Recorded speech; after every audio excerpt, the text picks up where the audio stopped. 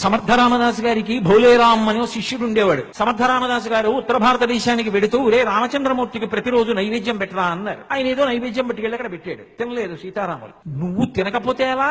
నా కోసం కాదు, మా గురువు గారు చెప్పారు తినన్నాడు. ఆయన తినలేదు. నువ్వు తినకపోతే నేను గురువు గారికి ఇచ్చిన మాట పోతుంది, తింటావా తినవా అని ఆయన ఊరుకున్నాడు. ఆయన తల కొట్టేసుకోవడం మొదలెట్టాడు. మా గురువు గారికి తెలిస్తే ఏమైపోతాను, నేను గురువు గారికి ఇచ్చిన మాట పోయిందని తల కొట్టుకున్నాడు. వెంటనే గబగబా రాముడు సీతమ్మ తినేశారు. అంతా తినేశాక మా గురువు గారు మిగిలిన ప్రసాదం తినేసేవారు. అంతా తినేశారు, నేనేం తినాలన్నాడు. అయ్యి బాబో ఇదొక్కడ కూడా నీకు అట్టేసి పెడతానని సీతమ్మ అట్టేసి పెట్టింది. తీరా అట్టేసి అరిటాకులో పెట్టాకన్నాడు. మా గురువు గారికి అట్లంటే చాలా ఇష్టం, నేను మా గురువు గారికి పెట్టకుండా తిన్నా, మా గురువు గారి దగ్గరికి ఎడతానని పరిగెత్తడం మొదలెట్టాడు. ఒరే గురువు గారు కాశీ వెళుతున్నారా, ఎక్కడికో వెళ్ళిపోయాడు, ఇప్పటికి నువ్వు ఎప్పటికట్టట్టు కడతావు, తినరా నాయన అంది సీతమ్మ.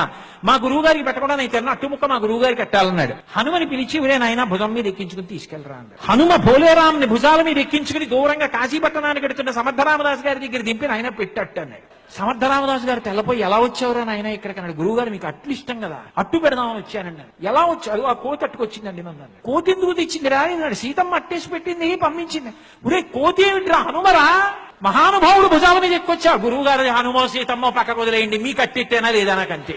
సమర్థరామదాసు గారు అట్టుముక్క తిన్న తర్వాత మళ్ళీ హనుమ భుజాల మీద కూర్చుని మళ్ళీ దేవాలయానికి వెళ్ళిపోయాడు. ఆయన పోనీ గురువు గారితో వెళ్ళలేదు. గురువు మాట, గురువు గౌరవం అంతే.